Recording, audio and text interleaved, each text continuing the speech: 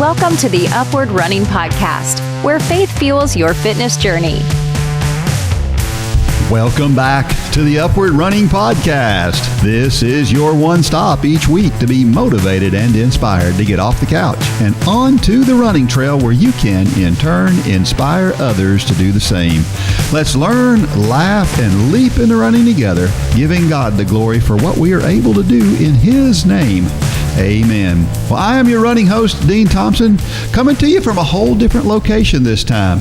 We are on the road to bring you some really interesting stories, and I think you're going to really enjoy what we're going to do this week and next week. And this discussion is going to be edifying, and you're going to hear great stories. Joining Upward Running Director Mitchell Hollis and I are Jeff Higgins and Steve Camp. Jeff is the worship leader here at this Faith Church, I guess. Yeah, Faith Glen Burnie. All right, and Steve, we're talking more about you're a runner, which is near and dear to my heart for sure. And you guys have had the Upward Running program going here, and so we'll talk about that. So welcome, guys. Yeah, thanks for having us. You coming here. We appreciate you guys making the trip. Well, Jeff, I said before the podcast started that we're in the oppressive heat of North Georgia, and we were so excited this morning to think we were going to fly to Pennsylvania and just land in autumn. Yeah, no. It didn't happen. Autumn was yesterday. Yeah. That's the thing with Maryland is that weather welcome changes. To North Georgia. Yeah, exactly. Right. Yeah, it feels like home. 4 seasons in one day. Feel at home here. Yeah. Good stuff. Well, again, thanks for letting us be here. Now, here's my question now, because the Mason-Dixon line is technically between Maryland and Pennsylvania. Correct? Yes. Yes. So do you guys actually consider yourselves part of the South, or do you consider yourselves part of the North, or are you like, we're Switzerland? Yeah, Switzerland is a pretty good comparison. We're right in the middle. I mean, I don't know, Steve. It was like we're like the mullet of America. It's like business at the top, and party at the lower side. Yeah. Kind of smack dab in the middle. We like the best part about Maryland is you said we get every season sometimes in the same day, but we have all the seasons, and we are never more than like 2 hours away from wherever you want to be. So if you want mountains, go that way. If you want the beach, go that way. The city is all around us. So we've got lots of things that close by. So Maryland really is the best state. That's and the best flag. Yeah, best flag for sure. An endorsement there. Yeah. All right. Well, I was born in New Jersey, believe it or not. Okay. God bless you. Thank you for your service. Georgia. Hang around him a little while. Yeah. You'll figure that out. I've got the best of both worlds. Yeah. In my opinion, anyway. Yeah, so, So, Jeff, again, we talked about you being worship leader. So tell us kind of what you do around here, because you do a little more than that. Yeah. Tell us about your family and just a little bit about you. All right. So I am the worship pastor. I've been on staff here at Faith since 2003. Been leading worship here the whole time. A couple of years after coming on as a worship pastor, I became kind of the young adult collegiate minister, and then that branched out, went full-time to be the missions pastor. And then like 10, 12 years later, I guess since 2016, I've been the Upward Commissioner, running basketball and soccer, things like that. Family, I'm married to my best friend. We just celebrated 21 years last month. We have a son, Jack, who is in his first year of college studying English and music, and my daughter is a senior in high school, and she is super into theater, and they're both driving. And so we went, what are we going to do with all of our free time now? And my wife Jen said, I guess we should run. And I was like, yeah. So it kind of worked out perfectly. We have 2 elderly pugs and then a handful of cats that I don't care about because they're cats. So that's cats are the best pet. They really are. I mean, like they are you lowest can leave maintenance. For 3 weeks. Yeah, they'll be fine when you get back. Yeah, that is true. That is true. They are very low maintenance. But they're fine. But if they were 30 pounds, they would kill us all. 100%. Yeah. You can see it in their eyes. You can. They're always plotting that. Yeah. Their demise. God didn't make them strong enough for it, but yeah. So I go to a church, a very small church. I mean, we have less than 100 people there on during worship. And so we're missions pastor. Tell me what a missions pastor does. I've never So my responsibility in that regard is to help plan our mission trips, the activities we do, but then also mostly we've really been trying to do more local, regional, state, because it used to be the old method model was to take your church and go somewhere way out of state, so it almost felt like a little bit of a vacation. Mm-hmm. And go do that for a week, and then we come back and go look at our slides, pat ourselves on the back, and go, yeah, that's it. But we really started to catch a sense of we really need to be doing more missional stuff in our community, in our surrounding area. But then also we have a ministry partnership in India where we've been planting churches. So we really try to make it Jerusalem, Judea, Samaria, and literally to the other side of the world. Sure. So that's kind of been my responsibility, helping the church mobilize and find opportunities to get involved in those kind of mission activities. That's awesome. Wow. That's great stuff. All right. Well, Steve, tell us what you do. You're, like I said, you're the runner. You're the guy that brought Upward Running here, really. This is true, yeah. And so tell us about you and your family and what you do. Sure. I've been in the credit union world for going on 40 years. I tell my friends and anyone that asks that I was on the kindergarten work-study program. So I started when I was 5. And I spent almost 36 years at a local credit union. And then a few years ago, took a leap of faith and went to another credit union in D.C. I've been there for about 3 years, a little over 3 years now, in an executive role.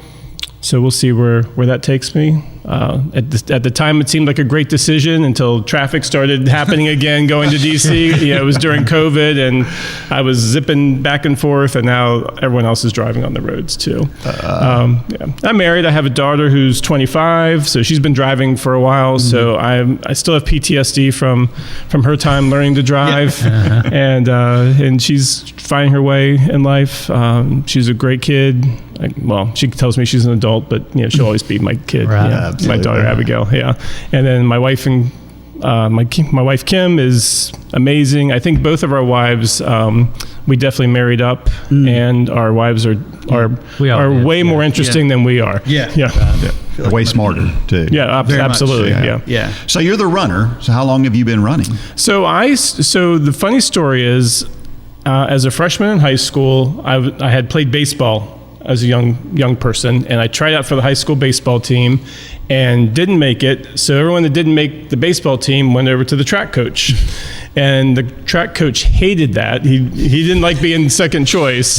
Don't blame him. And so I always thought I was fast and I was going to be a sprinter until I saw the guys that were already in high school were 6'2" and 180 pounds with no body fat. So they said, you're going to be a distance runner. So I ran the mile and 2 mile in high school, ran cross country, and then just kind of have continued on, off and on. Sometimes I'm more involved than others, but I've always have run since high school. So I have this theory. So you tell me if this is accurate. Okay. My theory is that the reason why the over 40 group is so fast when you go to local road races is because kids are growing up between you're 25 and 40 years old. That's when your kids are growing up. So you're more involved with them. You don't have time to train seriously. Right. And then about the time they're in high school is about the time you turn 40. Yep. And you have less time, and so you get more serious about running again. Is that accurate? I would agree with that. And I would also say if you haven't run for years and years and years, you don't have all the wear and tear on your body. Through 40 years. So you pick it up, and usually you're in a better financial place in your life to get nice shoes and equipment and trainers and all the apps and all the equipment, and so very true. That's what's gonna happen to Jeff here in a year or so. Yeah, definitely. You can count on it. So do you run a lot of miles? Are you a shorter race kind of guy? Do you like 5Ks? You like marathons? What do you? So I like everything. Right now I'm dealing with some medical injury issues, but throughout my career I've done everything. I've done 5Ks. I've done ultras. I've done 24-hour races. I've dabbled in like triathlon, adventure racing. Right. I do orienteering, which is navigating out in the woods.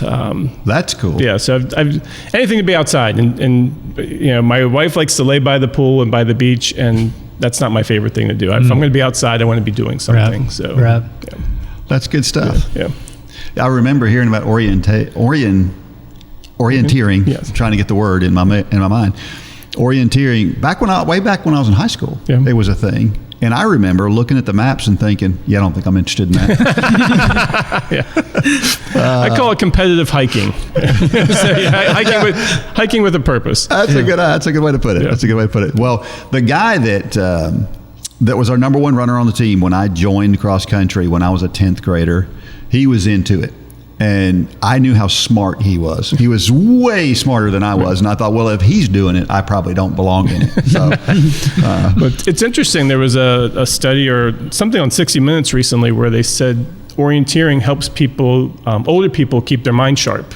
If holds off Alzheimer's and things like that. So that makes sense. Yeah. So describe orienteering this is the first I've ever heard. Is this kind of like the Barclays? Would that be orienteering to an extreme? There's an extent to there. Yeah. You have to navigate through the woods, but you get topographical maps, right? So it's getting place A to place B, and all you have is a map. Yeah, you have a map and a compass. Yeah. I would like that. Upward orienteering. Yeah, you probably would. Yeah, so Barclay, you have to know where to go to find the book and pull out your pages. Yeah. And I think they give them a map for that. Yeah. Well, there's one map, and you have to draw your own from that. Right? Well, that's true. Yeah. Yes. Yeah. So tell us how you heard about Upward Running.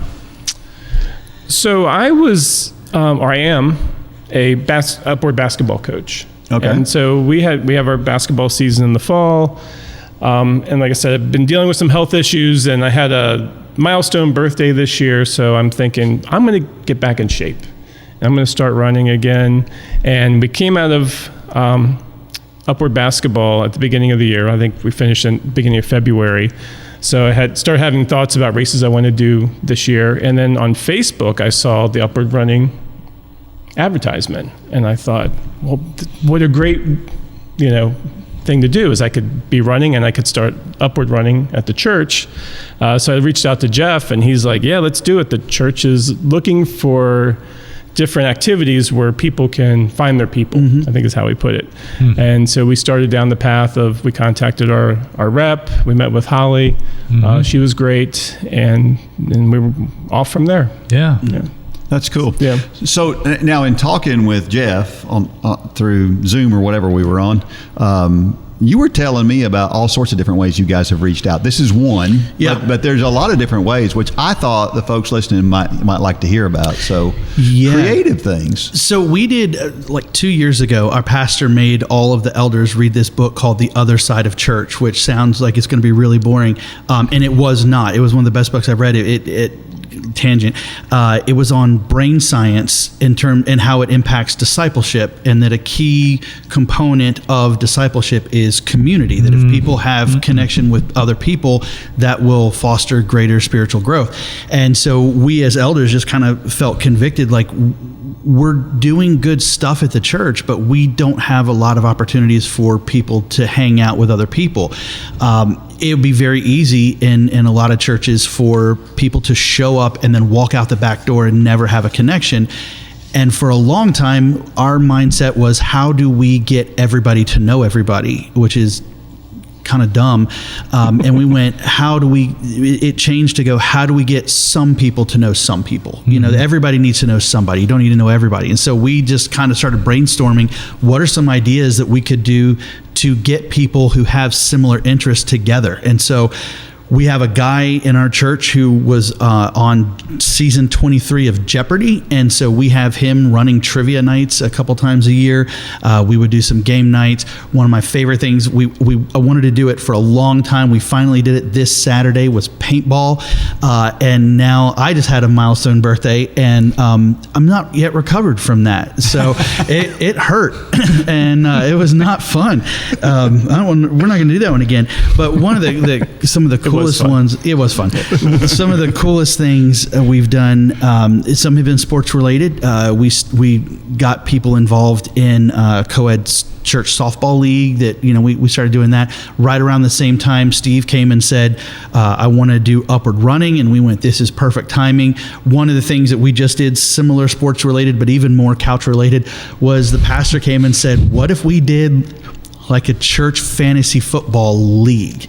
And so we ended up recruiting. We just kind of opened it up to the church and said, if you want to be a part of fantasy football, and we had about 32 people sign up. Wow. So we've got 3 different leagues, each one run by a pastor, and we're kind of connecting with people who we either have some connection with or don't, and then we're going to be doing some events to bring everybody together and have a little competition. And so it sounds dumb, but it has allowed us the opportunity to connect with people that we would never have connected with. So you're just going out and you're meeting them where they're at. Yeah, trying to. Through activities, doing things. It's like, if you're a runner, you like running, here's a running group. If you like trivia, you don't need to come to running. We don't, like, the runners are over here. If you're a small group liked paintball, but it was a thing where we got people who had similar interests together. The whole purpose is to go just find people that you can connect with, so that when you see them in church, you have a friend. You have somebody who you can go, I know that person, I am connected to somebody in my church family, and then hopefully more relationships grow out of that, and then spiritual growth will come out of that as well.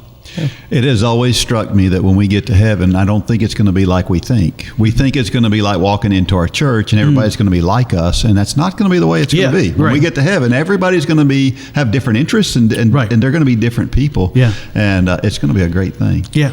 We're going to take a break, and then we'll be back in just a minute, and we'll talk more about the Upward Running class.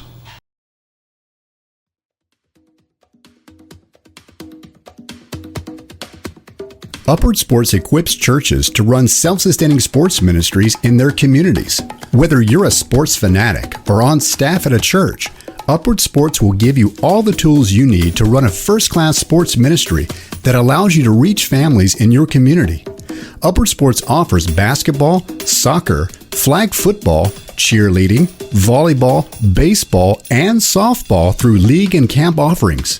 At Upward Sports, we want to help your church make a difference and give you increased opportunities to share the gospel. Learn more today at upward.org. That's upward.org.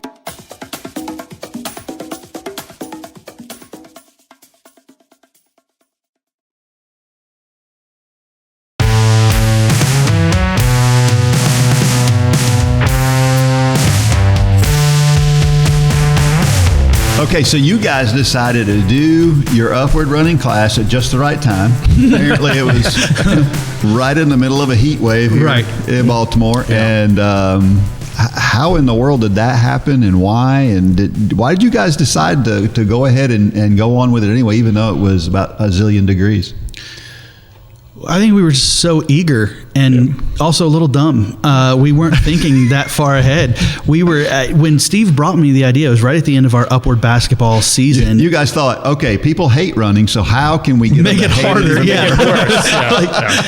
We were really trying to cut its knees off, cut it off at the knees before we get started. But he brought it to me. I was like, this falls right inside our vision of allowing people to find people. And we knew that there was going to be a group of runners in our church. We didn't know who they were, but everybody knows they need to get off the couch. So if we can do this and make it accessible, let's do it and jump into it. It was one of the easiest yeses I've ever been able to say in ministry.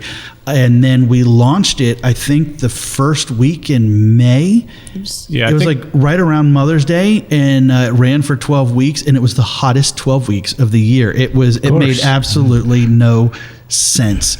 But it was, the people who did it were committed to it, and no one died. That was kind of our motto this year. Nobody died. So you said something when we had our call. That was a webinar we did, wasn't it? You made the comment that really stood out to me. I went to Kevin and I was like, listen to what he said. You said it was the easiest. Was it the easiest program to set up in the church? You said, I just heard easiest. Yes. Easiest. Stood out to me. The 7 minutes, right? Yeah.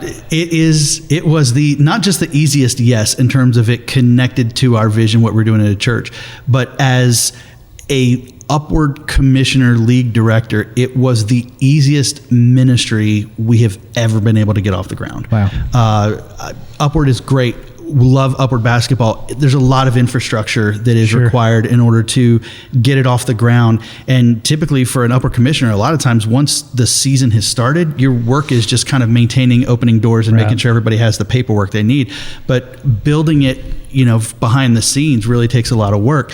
And Steve and I sat down with Holly, and it took us 10 minutes to start. I made this joke before, so if you've heard it, you can skip ahead 15 seconds.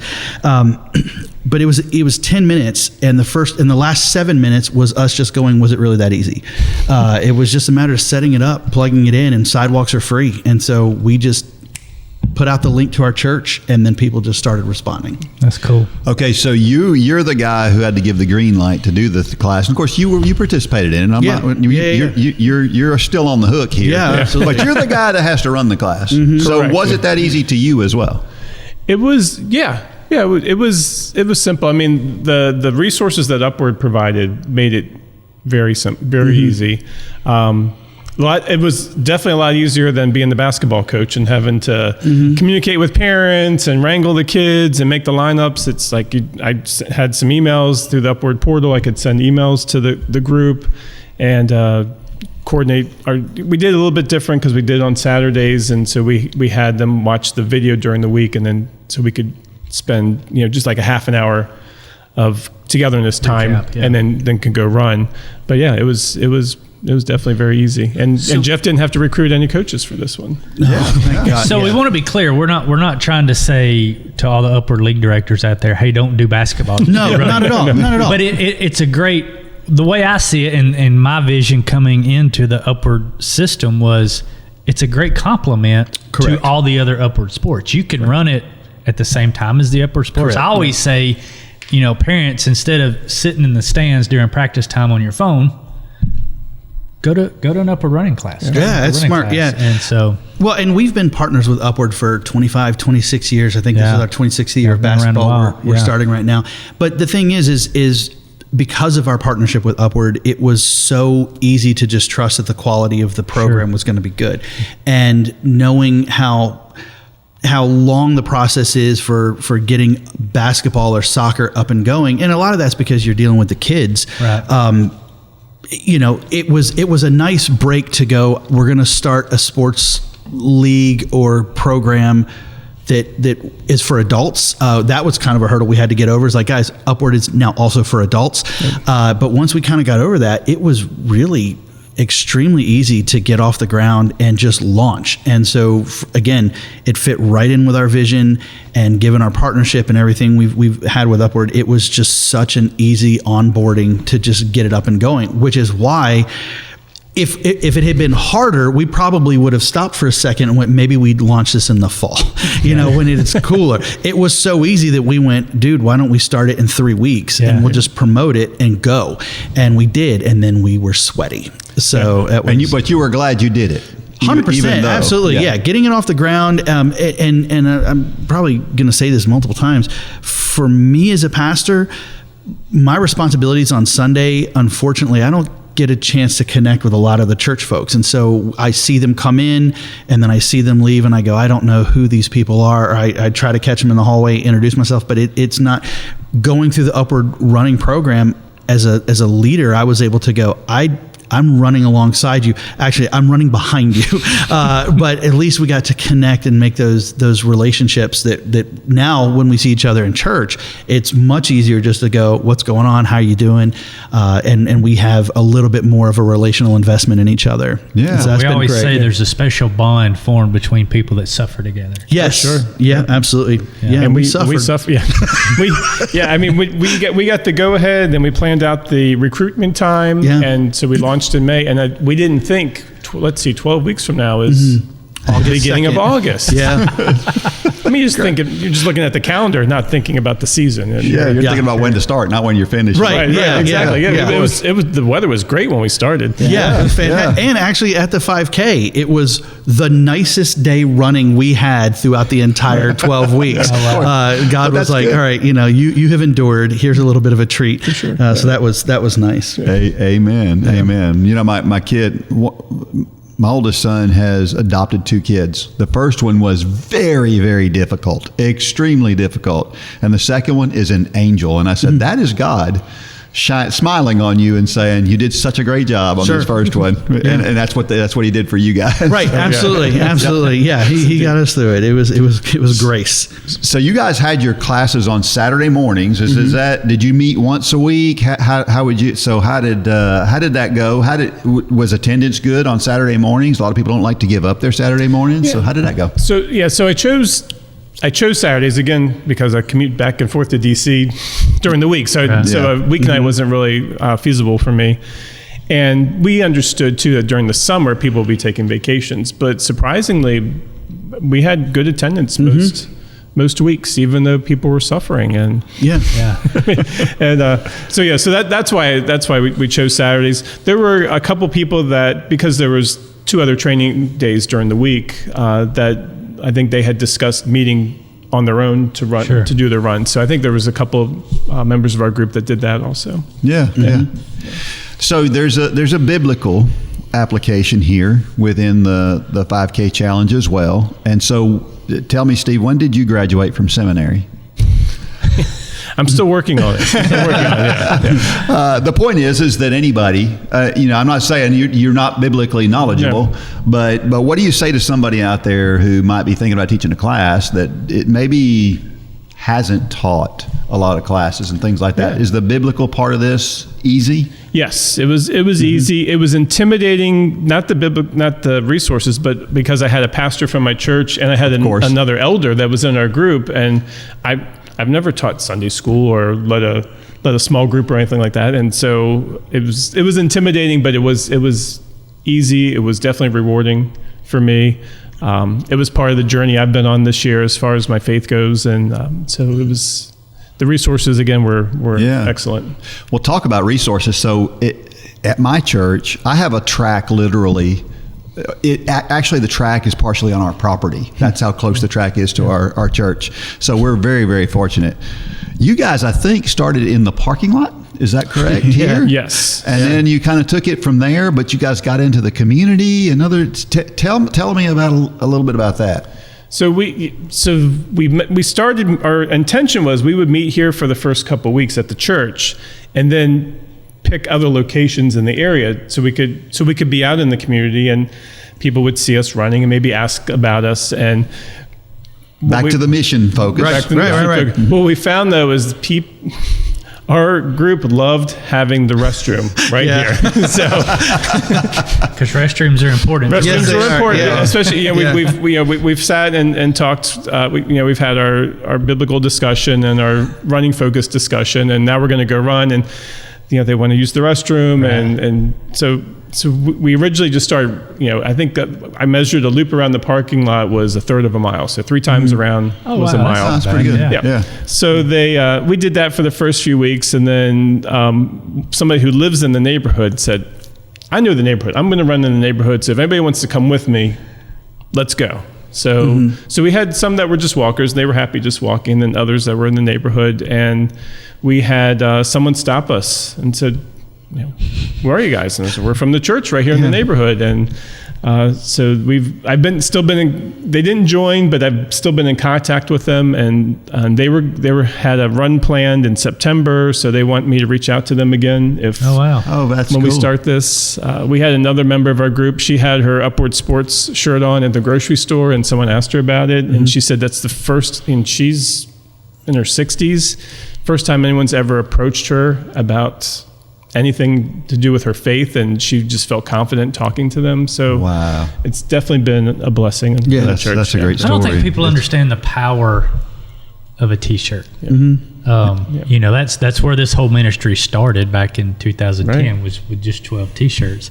And it's why chapters 9 and 10 is talking about moving past the question. What is upper running, which is the gospel presentation that we give. But I love hearing stories about people that come up and say, "Hey, what's the deal with that goofy looking T-shirt?" And how many doors that opens. Even after our graduation run, which we haven't touched on yet, we had a few people, because we hung out at the zoo afterwards. Sure. And we had people ask us about our shirts there Yeah. too. And they wanted to know great? where our group was. And we were down in Baltimore, so we're probably about 40 minutes away. So we told them about our group, and they're like, that's kind of far. And I'm like, go look up Upward Running. Maybe your church will want to. Absolutely. Or start your own group. Right. Yeah. Right. Sure.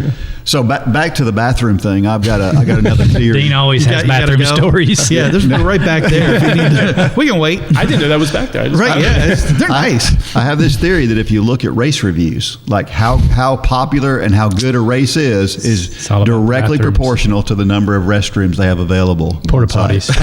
I could tell a story. I don't know if you want that. We said PG-13. Yeah, you're right. So Annapolis has. I'm going to tell it anyway, I guess. Annapolis has a big 10-mile race. It's like one of the most popular 10-mile races in the country, and there's probably 10,000-15,000 people, and you have your bib and your chip. Is that Cherry Blossom? No, Cherry Blossom's in That's in DC, DC. which is going. Okay. This is just called the Annapolis 10-mile race. Okay.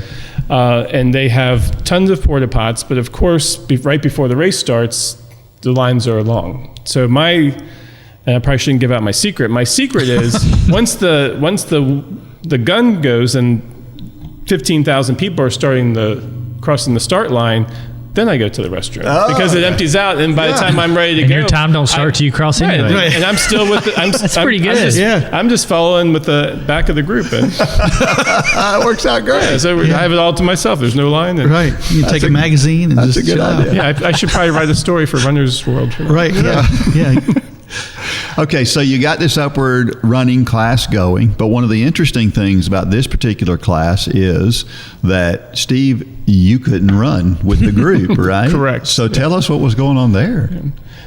So as I mentioned, I was having a faith journey this year. So our church had a digital detox during Lent, and so I was doing a lot of devotion time, and that's when I kind of was feeling the call to start the running group along with getting back in shape. And so we're down the path of getting everything started, and I got Lyme disease from my orienteering time in the woods, right? So That orienteering doesn't sound as good. So I don't think I like that. No. Upward orienteering gone. and the funny story is I'm a bit of a hypochondriac. So whenever something comes up, I go to my wife and I'm like, what do you think about this? And she's like, it's all in your head. Just get over yourself and move on, right? So I had been As a loving wife should say. absolutely, Right, So I had been feeling really bad, like no energy, achy joints. And so I after about 3 weeks, I went to my wife and I'm like, I think I might have Lyme disease. And she's like, yeah, you should make a doctor's appointment. And then that really scared me because my wife agreed with me, right? So When the wife and Dr. Google agree. Yeah. So in the middle of all this is we're recruiting for the run group, and after church one day, we had scheduled for me to be in the lobby to answer questions, and I could barely get out of the pew to walk to the lobby, and I'm sure our congregation was thinking, that's the guy that's going to run the running group? He can barely walk, right? So I went to the doctor. I got I got treatment for the Lyme disease. I still have some issues going on, so I'm going to physical therapy and stuff. So I still can't run. So it was Lyme disease then. It was Lyme disease. So So you're basically a doctor now because you diagnosed that. yeah. And my doctor didn't believe me. He said, I don't think it's Lyme disease. And so, but he's like, I'll run the test anyway. And I'm like, my wife has picked 5 ticks off of me so far this year. And so when I finally went back the next week, he's like, you're my first case this year. He's like, usually it happens later in the year. And I said, nope, I got it. Wow. So they said that it could stay with me. The effects of it could stay with me for up to a year. Wow. So the Lord had a different plan. He wanted me just to lead the group and not be all about myself and trying to get back in shape and showing off. Yeah. I'm convinced that Steve knew he wasn't going to be able to run when he brought it to me and recruited me and said, you should do it. And I was like, right on. And then week 1, he's like, yeah, to be fair, I stayed in the church a lot of times. Yeah, he did. Yeah. Running during the summer. He was in here with his sweet tea. Right. Or y'all don't have sweet tea. up Oh, here, do you? Iced absolutely. tea? Yeah. Oh, That's the part of the Mason-Dixon line that we have embraced. So Yeah. That's a southern part. That's funny. That's funny. Well, it would have been real easy for you to, at that point, have said, all jokes aside, to have said, you know what, I'm not going to do this class because I'm not ready to do the class. But you didn't, because I think you probably felt God was trying to nudge you to do something. And He's got a sense of humor. He said, let me throw this barrier in front of you, and let's see what you can do with this. So that's great. So did you have any walkers in your group? Yeah, sure. Yeah? Okay. Yeah, I turned into one. Yeah. No, yeah, we did. We had. I mean, because we had a diverse group of people who joined, and I mean, they're probably going to listen to this, so I got to be really careful how I say it. But we didn't have many young people that were a part of it, and so it was a lot of people who just felt like, I need to do something. Like, I need to get off the couch, and this seems like a good, accessible way to do that. And so we had, advanced runners, people who were doing this already, and then others that were like, this is my first time doing anything in that regard. And so, yeah, there were some people just said, I just need to start walking it. And like, that was cool. Yeah. Jeff, let me ask you something, since you said diverse, because I want to see if this holds true. One thing I always say that I've experienced in my own classes is, in our churches today, and this is not a bad thing, but it's just a fact that we're pretty segregated in our churches. We have the young adults, we have the senior adults, we have the married, the non-married, we have the contemporary service, the traditional service. Yep. And when you come to an upward running class, it's like it cuts across all of those things. Absolutely. People that would normally never sit beside each other or may not even know each other in the church.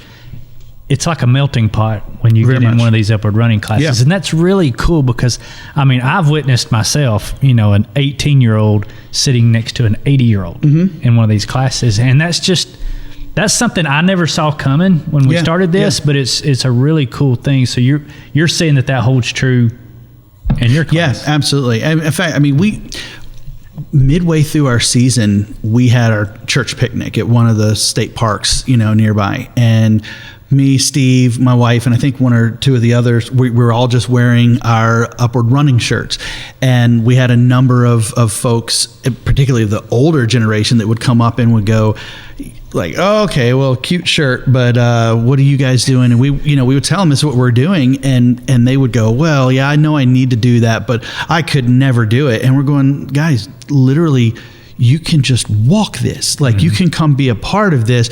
It didn't help that it was 112 degrees that day. And they were like, we will never do that. And we're like, no, we'll come back when it's colder. But yeah, it was super accessible to literally everybody that wanted to be a part of it. In fact, I think when we did our 5K, we even had some family join on who did not participate in the 12-week class at all, that still came out to do it, dad and daughter. And it really was just like, you can come do this with us. So it was great. And did everybody feel comfortable? Yeah. No matter what their level was? Very much. Yeah. That's the thing that, for me, and I'm assuming this is true of upward in all areas, but in our church, upward basketball particularly has really had this vibe of, you are welcome here. Sure. It doesn't matter your skill level. We will give you an opportunity to succeed. And this is not necessarily for the next Michael Jordan. Right. This is for the kid who needs to come and get some experience playing in a group.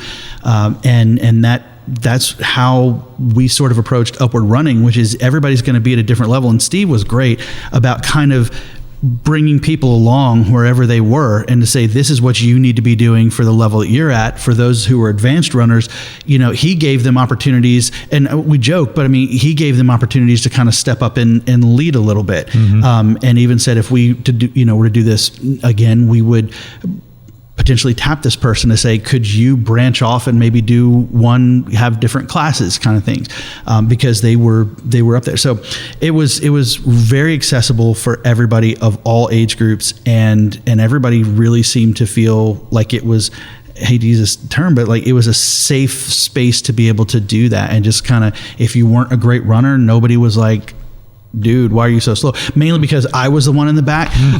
We joked that we wanted to get scripture printed on the back of our shirts, and I said I need it printed on the front of mine so everybody can turn around and look and see me when they. But that was.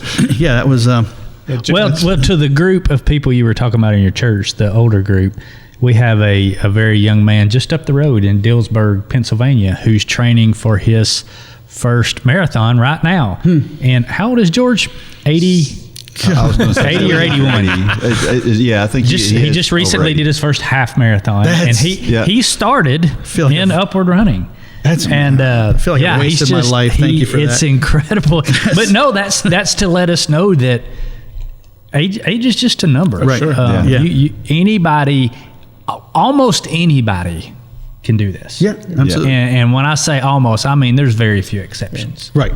Yeah, high 90% range for sure. For me, it was good to see the as the weeks went on, you could see people becoming friends. Like the first week, everyone's just kind of off to their own and they're walking by themselves, and you see them walking or running together, and then they're looking for each other when they come in, and it was just a blessing to see the community aspect connect that way. Well, and when we did the 5K, we had clumps that were running together who normally would, outside of this group, would never have interacted, never have met each other, and they were running the 5K, together. And do you see them now still today? Absolutely. Together? Yeah. I mean, and again, I said it earlier, but as a pastor walking through the halls, being able to see Joe and Alicia and Susan and, high five and being like, good to see you guys. How's everybody feeling? We have a connection that's deeper than what a number of people have just walking through the hallway. So because we've been there together.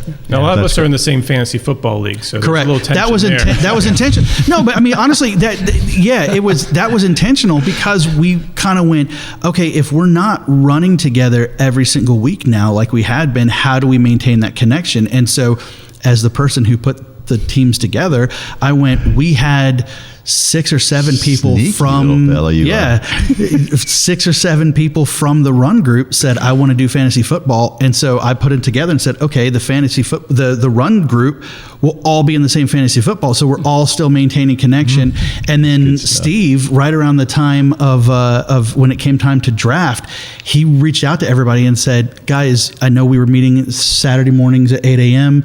The draft was for like Saturday morning at 9 or something like that. He said, I'll be up at church if any of the runners want to come up, and we will draft online together, which was helpful because a number of people had never done that before. So it was neat. So we still kind of found ways that even if we weren't meeting every single week, we were able to go, let's still maintain a connection that builds our relationship and makes us feel like family. Yeah. So, and everybody thrives on those relationships. Absolutely. I mean, something as simple as running and playing fantasy football has been something where we've been able to kind of foster connections in our church with people that we never would have engaged with. Sure. So it's super cool. He works through all things for sure. So let's talk about race day. So you get to graduation day, and you guys are running a race at the zoo. It sounds like a joke, but it's not. You guys awesome. Really did run a race at the zoo, at the right? zoo, yeah. So as you can imagine, when we had our start date, we were searching for races. There's not a lot of races in August. No. For some reason up here. Crazy. Nor is there in Georgia. We thought we were going to just have to do the local park run, which is down the street here. And I found this race through the Baltimore Zoo. We ended up being 13 weeks. So it was 1 week after our end date. And I talked to Jeff. I said, "You think people would go all the way down to the zoo?" And he's like, "Yeah." He says, "I would." And he was. They were excited. So we put that up as our graduation race. And we had, I think we ended up having 12 or 13 people come out. And then someone else had their daughter and husband come, so that was an additional one. But yeah, so we've been at the zoo. We got to run the race through the zoo, and then we spent some time at the zoo afterwards. That's pretty cool. Yeah, it was very cool. Really so what was your favorite race day story? There's always a story of somebody who finishes that you get tears in your eyes, or it's funny, or something happened. Yeah, you may be telling the same story. No, but you go first. Go ahead. Well, you go ahead. Well, I was good. For me, because I've run a lot of races, and so to me it was just another 5K, and I just didn't think back to when I ever ran my first race, which we had some people that did. So they were. I know this isn't the story you're going to tell. So they were very emotional, and some of them had their family members there with them, and they were, their kids were so proud of them, and just seeing how excited they were after the race just meant a lot to me. That we had gone through this torture during the summer, and here was at the end, and they did the race, and to see how emotional they were afterwards, and just to have somebody's adult daughter come up to them and say, "I'm so proud of you for doing this." It was so let me ask you a question, Dean. Sure. I'm probably blowing your outline up here. It's good, but I can't read it. We talk about this moment a lot as a runner, and we have runners talk to us about leading, and they're kind of what Dean and I have learned, and I think it sounds like you've also learned, is that teaching or coaching one of these programs changes you. Oh, sure. As the runner, and you have a deeper respect for the other people back there. If you've ever come to an Upward Running, we used to put on some races, and especially the half marathon, we never touched anything with the finish line. We had music blaring, and in fact, we kept the crowds around, and the crowd was the loudest for the last person coming in as the first person. Yeah, for sure. And it's because the emotions are visceral for those people. And as a runner, I was a long time runner when I started this journey. It changed the way I looked at it. It changed the way Dean looks at the sport now, because what can be a pretty selfish sport, it's all how can I make my time better? How can I do this? What shoes do I need? And if you start putting that focus on other people, man, it changes you. And it sounds like that was the moment it happened for you. And I think if I had been running, like I walked it, and I think if I had been focused on my own running during this time frame, I wouldn't have had the same experience. So God gave you Lyme disease. Yeah, for that's how I look at it. I mean, that's I mean. And you're happy about it. Yeah. I mean, I know, but that might be a stretch. But that's so cool to hear, because we hear that so often, is that it changes the coach as much as it changes the students. I'm sure Jeff, from a running perspective, did not like the hill at the end of the race. Honestly, I hated it, but that became so when the race started, we're familiar with the zoo, and it starts on this amazing downhill run, which goes, oh yeah, feeling real good, but I gotta go back up this at the end, and that's gonna be no good. And so I just kind of had my music. I was running by myself because I was faster than the walkers but slower than the runners, and so I got to the hill, and I just went, I'm gonna get up this hill. Like, I'm going to run up it. There were times during the 5K that I kind of needed to kind of slow down a little bit and walk a little bit. But I was like, I will run up this hill if it kills me, and it almost did. And but I got up it, and it was that kind of, and the finish line is literally at the top of the hill, and so you hear the music, you hear the cheering, and you go, I'm gonna do it. And it was great, because my wife had finished about 6 or 7 minutes before I did, and I walked up and said, hey, and she turned around shocked, and she was like, I didn't think I'd see you so soon. And I'm like, thanks, babe. Is that a win? I think it's a win. So I was like, so that was nice. Good stuff. So did you have a story that you wanted to share? Yeah, I should have gone first. I won't tell it now, because that was a great moment. No, Dean, just cut this and put it at the front. Right before we went to go together, our whole group was there, and we were like, they have a big Baltimore Zoo sign, and we're like, we need to get a picture of our whole group together before we do this. It's going to be super great. And what I should tell you is we've kind of just named ourselves the Frogs, Faith Run Group, FRG. So we've just kind of, like, our little mascot when we do promotion is come be a frog. We're going to be frogs. And we went to take our picture in front of the Baltimore Zoo big sign, sign and looked down, and there was a dead frog just cooking in the sun. And we went, is that an omen? I don't know, but hopefully that's the only dead frog. So it became, our tagline became, nobody died. Seeing a dead frog right before we went out. But yeah, also, seeing people finish was great too. Yeah. So, but it was exciting because when we got to the zoo, we parked in the frog parking lot. They directed us. The Golden Frog parking lot. It's the Golden Frog. It's a sign. And then we went to take our picture. And it's a dead frog. Ooh, which sign is this? And then Jeff said a little prayer before we started. And he says, your one-word prayer. Yeah, I say this a lot of times before worship. If things, not sure how it's going to go, it's just my favorite prayer to pray is, Lord, help.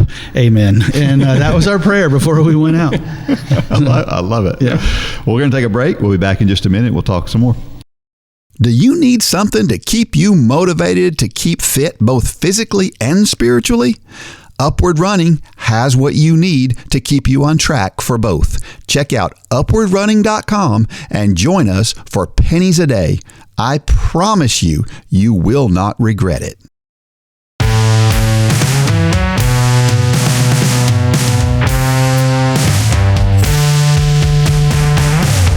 All right, so we're back. Let's talk about what advice you would give to somebody, whether it's as a worship leader or a pastor of a church, or somebody who is, I don't know, has a stake in trying to see the church do well with a program like this, or as the coach.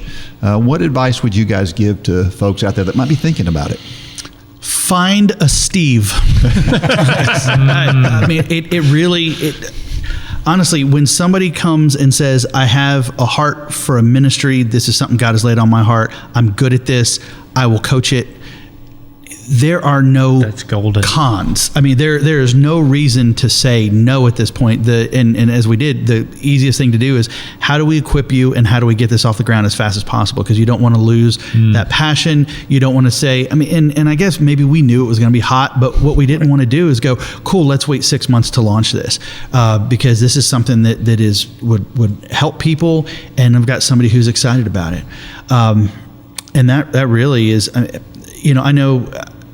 I feel like a lot of privilege being able to say that, because I know a lot of pastors would go, this would be something that I've got to go find somebody.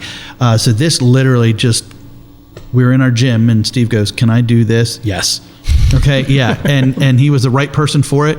And it has been such a joy to be a part of. I don't think we could have scripted that any better, because I've gotten the privilege of going on the road with some of our sales team. And when we're talking to pastors about this, the way I describe it is, think about the crazy guy in your church that you see on Saturday mornings running up and down the road. Right. That's your guy. Right. It's the connection is just, it's obvious for that person. Yeah. It's great for the church, but it's great for the Steve, whoever that Steve is, to take what they love to do and use it to share Christ. Yeah. And it's just a win-win. So I'm glad you said it that way. Yeah. Because it's so true. Because how often do you have that opportunity as a runner? Right. To do, because like I said, it's a isolated, singular sport. Maybe on race day, if there's sometimes there'll be a faith group at a race that'll pray for you or whatever, but that's just a one-off. It's not an ongoing thing where you're building relationships with people. So and to be fair to you as a pastor, and I want other pastors to hear this, you participated in the class. Absolutely. By golly, you got out there and you sweat right along with everybody else. Yeah. And so every that's pastor a challenge to every pastor listening. Yeah. I mean, I love when the pastor gets involved. I've seen the group up in Westerville, Ohio. They've got Ben Reed's group. They've done tons of classes. They've had hundreds of people go, maybe thousands by this point. But anyway, their pastor was very involved in it. And I mean, I think it helps the whole group when the pastor gets involved. So, absolutely. So thank you for that. And again, I mean, I've said it probably the third or fourth time now, but as a pastor, being able to just be a part of something like this, that it basically functions like a small group and allows you to have connection with people that you would not normally have connection with. There is zero reason to say no to this, both as a church and also as a leader. And I don't want to make it, Steve is a unicorn in church ministry, where you just have somebody who just wants to serve all the time and is good at it. But thinking, when I say find a Steve, I also want to say with Upward, the way we approach basketball and the way we approach running, as we've done with all of these other, kind of creative ministry ideas, is we don't view Upward basketball as a basketball program. Right. And Upward Running is not a running program. Right. It's a ministry that we are just using this tool to go do. So Amen. For us, we go, how do we connect with this family? Well, if we can say, hey, we'll do basketball over here, but we're going to introduce you to Jesus, that's the goal. Same with running, is we're going to get you into a small group you don't realize you're in, and we're going to do a time of devotion. Everybody is super engaged in it because nobody wants to go out when it's 90 degrees outside, so Steve can talk as long as he wants. And it really comes down to, you just got to find somebody who has the heart for the ministry and has the desire to go, I just want to pour into the community, and if I'm just going to use running to do it, that's fine, because Upward Running supplied all of the resources for people. If you're not a small group leader, if you're not somebody who, the resources are there. And so it just equipped the people to be able to go out and lead. Fortunately, we've got a unicorn. We've got somebody who is a good runner who can talk to us about, here's the kind of shoe you should be wearing. Here's how he taught me how to stretch. He's taught me about heart rate monitors, things I never wanted to know about. And now I know what zone 2 is. And, so like that's been great, but this is accessible to anybody in any church. So unicorn as that's your new nickname. I feel like I'm going to melt. I think the title of this podcast is going to be "Find Your Steve." Oh, find your Steve. Find your Steve. Yeah. So Steve, tell those that are out there that have thought, I think I might like to dive off, and I'm not sure if I want to do that. What's your advice to those people who have maybe thought about teaching a class and just haven't done it yet? Yeah, well, I mean, usually the hesitation is, well, first you have to overcome. I won't say overcome. You buy in from the church, so that doesn't. It's not always going to be as easy as just going to the church and them just saying yes. I've been in other churches where it's got to go through committees, and there's a lot of approval that has to go through for something like that, and then you're like I said, I've never led a Bible study or a small group, but the resources are there. It's right out of the box. It's if you're using Upward Running, the training program's there, the resources are there. If you don't know anything about running, there's the videos you just share with your team. So you don't have to be an expert at running, at being in seminary or anything like that. You can do it as long as you have the motivation and God's leading you in that way. Yeah. Even if you have elders and pastors in your class. Yes, and if you have Lyme disease. And with Lyme disease, Boy, you talk about some obstacles, but you did it anyway. But it's like, well, God was clearing everything else out so I could solely focus on this. As far as running goes. So, do you guys plan to do another Upward Running class? And if so, what does that class look like? Is it just another 5K challenge class? Do you have some folks training for 10Ks or half marathons or something else? Or what are you guys thinking? It would be in the spring. Yeah. I know we had, even though we're not like meeting, we still, I think, have a group that kind of connects. Steve is still kind of my coach, helping me. My wife and I are still running and doing stuff. For me, my goal would be to do a faster 5K. Okay. Would be, I know there's been, doing a 10K, that sounds amazing for somebody else. A marathon, maybe when I'm 81, but right now my goal has just been to try to improve. My wife has challenged me because she's former military, and so she would run all the time. And when we would go out together, I would be like, I'm not a runner. And then she would take off running. I could never figure out why she would run away when I would say that. And then she told me, during our season, our class, literally anybody can be a runner. So just shut up and run. And I went, oh yeah, you're right. Like nobody isn't, like I'm not a runner. It's just because you don't run. But if you start running, you become a runner. And so I went, okay. And I took that as a challenge and said, I will continue to try to get better and all that because of Steve coming up and going, can I do this? So I don't know what that looks like for us in the future, but I know that there would probably be some interest, and we may get some older folks from our community that just go, yeah, can I just come walk it? So we would just kind of large net, big umbrella, say, come and do whatever you feel like you need to do. Just get off the couch. So can I make a prediction? Sure. Because we've seen this over and over, and it happened most vividly to me. I taught the very first upward running class, and we had 14 people start. We had 22 graduate. The second class was going to be in the spring. Mm-hmm. And I started, like any good Baptist church, I was putting the flyers out and pinning them up, and I had a sign-up sheet, and we had 70 sign up. And I was already nervous as a cat. I mean, I don't talk in front of people. I was completely outside my comfort zone.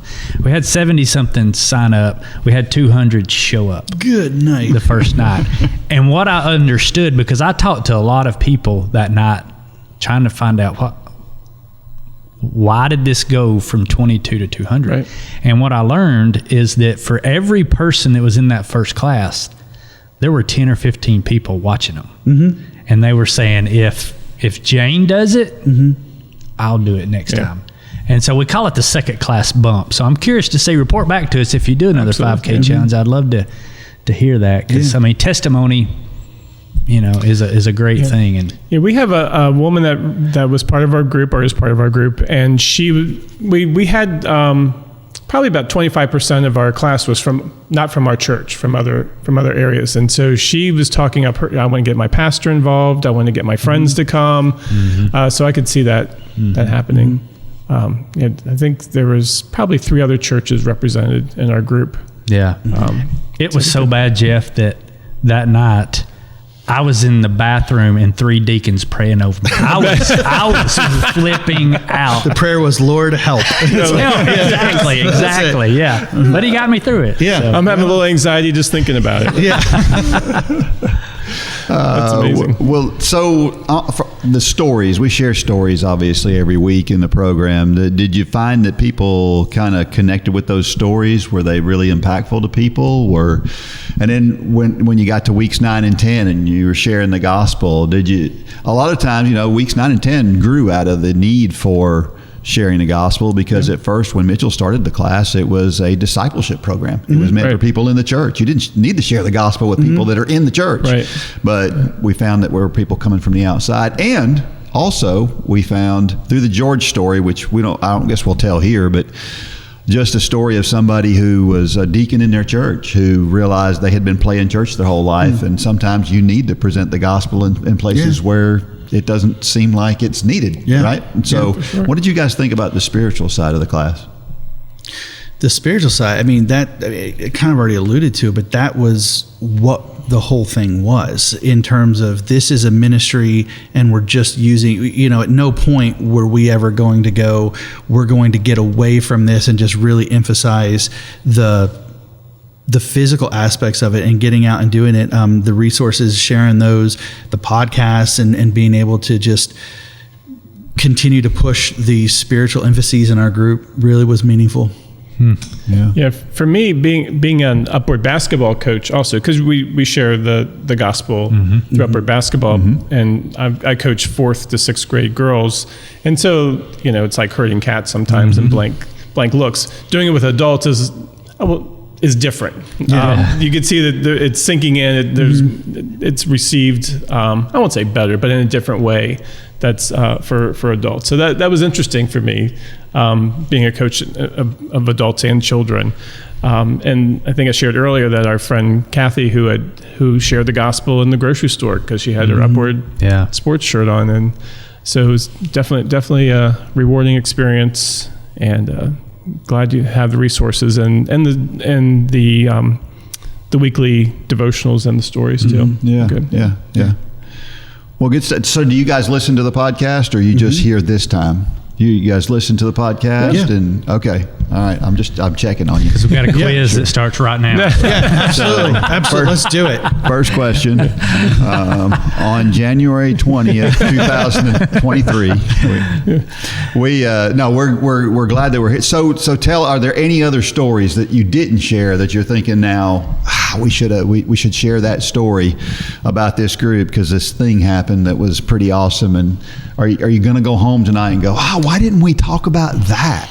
Jeff took some notes, so he's got a lot of notes. Yeah, I think I've been repeating myself. What? I'm trying to think. I can't think of anything. I told the frog story, the dead frog story. That's about as low as we're going to get. That. Yeah, low light, highlight. I would just say from my own personal, having gone through it, I was very ready for when we started. I was very ready for it to be over, right? Like I was doing it from the standpoint of, okay, I'm doing this with my wife. I need to be doing something like this, but I look forward to get my Saturdays back. I look forward to not, being in pain. But coming out of that group, continuing to write, like it was something that I guess you could say I got a little bit of a bug for it and tried to go, how do I get better? How do I improve? And then it's again, it was invaluable for the relationships that have been made. Yeah. And so coming out of that group, we've got a little, WhatsApp group chat. We still connect with each other on and check in to see how everybody's doing. So that really, it's been very special. Yeah. It's been fantastic. Can't recommend it enough. Well, I don't know if you guys are willing or want to share any contact information, but if there's anybody out there who is a pastor or a coach or somebody trying to start a running program and may want to talk to somebody who's actually done it, you guys want to share your contact information with us? You can email me at Jeff, spelled correctly, Jeff, at welcome2.faith. And Steve's cell phone number is None of that G, Jeff. No, that's not real. No, my parents. That's what I got from that. Yeah. If you want to connect with Steve, you can always email me, and I'll get you in touch with him. Yeah, I think you set me up with Running at Faith. Oh yeah, that's right. Yeah, running at faithbc.net or welcome2.faith. That one work as well. Yeah. Well, very good. Well, man, we appreciate you guys hosting us and talking with us and sharing these great stories. Yeah. And it's always fun to connect with folks that have shared these experiences because we've seen them so many times. Yeah. And it's funny because we've heard so many stories. It never gets old. No. It never gets old hearing somebody share the connection that you made, the relationship that was made, the achievement and the tears and the young folk or the adult telling their parent, good job, and I'm so proud of you. I mean, those are moments that you'll remember the rest of your life, and we appreciate you guys sharing those with us. And I hope you're second class. I hope you have 300. That would be amazing. Is that no? Lord help! I could see us all running through the neighborhood on Saturday morning. There would definitely be questions asked. So. Yeah, absolutely. Appreciate you guys. Thank you for everything you do. You're very well. Let's end with scripture. Do you have a life verse or a scripture that you'd like to share, Jeff? Mine is very simple. I'm a simple person. Micah 6:8. He has shown you, O man, what is good and what does the Lord require of you, but to act justly, to love mercy, and to walk humbly with your God. Amen. I just love that. Love the posture of humility, of just, and I guess we could change it to, and run humbly with your God. That's what we're doing. But to act justly, to care for others, to look out for their needs, and just the concept of loving mercy. I love it when I get it, but I have to love giving it. And so that passage has always meant a lot to me. That's good stuff. Cool. And I'm not going to follow my pastor after that. Smart man. Yeah. Man. Wisdom. All right. Well, thanks for listening. We appreciate everybody out there. Until next time, may God bless every step of every run and or walk. Go out there and shine your light. Good job, Dean. For more information about Upward Running, visit upwardrunning.com. If you have questions about your salvation, click on the Peace with God tab. There is nothing more important. Thanks for joining us today.